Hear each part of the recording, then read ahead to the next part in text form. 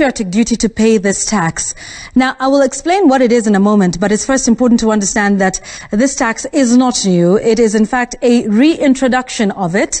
It's called the turnover tax, or as KRA put it, your chance to play your patriotic duty in funding the operations of this country. It was first introduced way back in around 2007 and was suspended, 2007-2008, was suspended about a year after. It had a lot of issues, especially with compliance and with enforcement, and those are some of the reasons. It was then reintroduced as a 15% charge on the business permit that a lot of small businesses pay.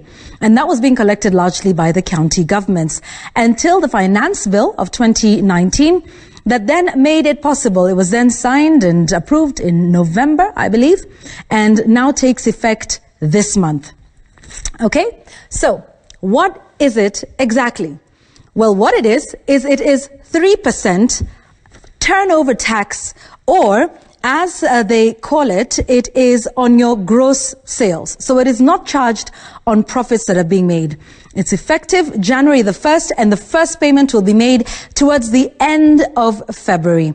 That is around February the 20th. It is set to affect over 2.5 million small businesses. Now, they say that many of these small businesses actually are responsible for employing over 75% of the workforce. So that is important to note. So this will be filed on a monthly basis. So if you run anything, any small business that has a gross turnover or gross sales of 5 million shillings and below, it'll be monthly, and it requires you to actually put down your records, say what your gross sales were for the month, take yourself to the iTax portal and launch onto the TOT obligation and make your payments.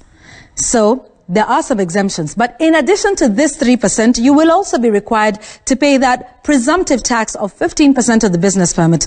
Now, I will do some calculations for you just so you can understand what this means, and then we will get into why it is controversial and why some say, will it be able to solve the issues of bringing more people into the tax net and, of course, taxing those in the informal sector. Those are those many small businesses.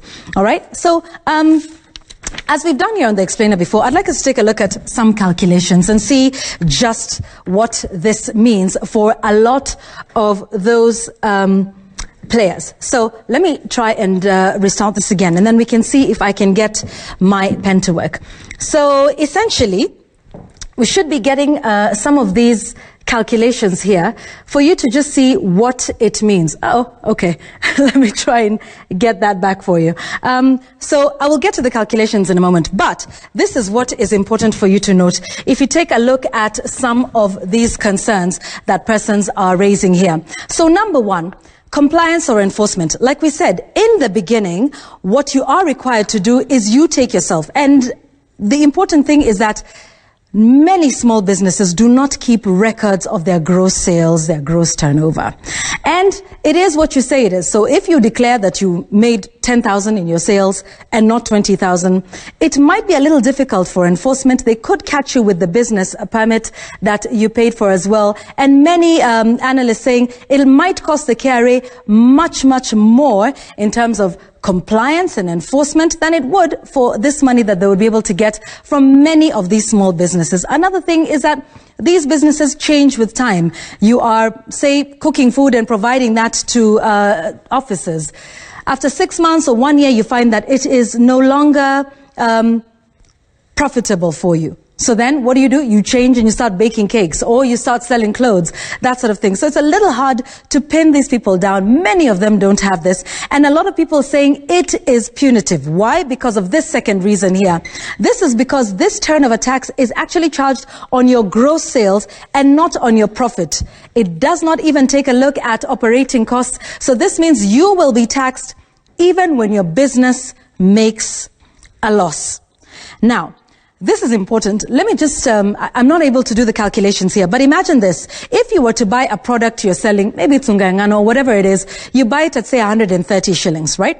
You put 10 shillings over it so that you can sell it at 140 to make a profit of 10 bob. Now, if that 3% is calculated on your 140, which is your gross sales, you would literally have next to half of your profits going to the KRA, as opposed to if it was charged just on the profit. So these are some of the issues that are being raised about it. Remember, it is not new. And the questions are, what will be different this time as opposed to before, when this tax was introduced and then suspended? Many people saying that taxing this, in fact, flies in the face of a statement that was made by President Uhuru Kenyatta just last year during the Jamhuri Day celebrations, when he talked about taking measures to boost SMEs in the country. Will this last a year or longer? We will have to wait and see. That's what it is right there with what is now called the TOT, or the turnover tax. All right, that's our explainer tonight. We want to take a break. When we come back, we have the business news for you. I want to take a look at what we have coming up. Lots of stories to look forward to. There's a new person at the helm of the CDSC. That and much more when we return with the business news.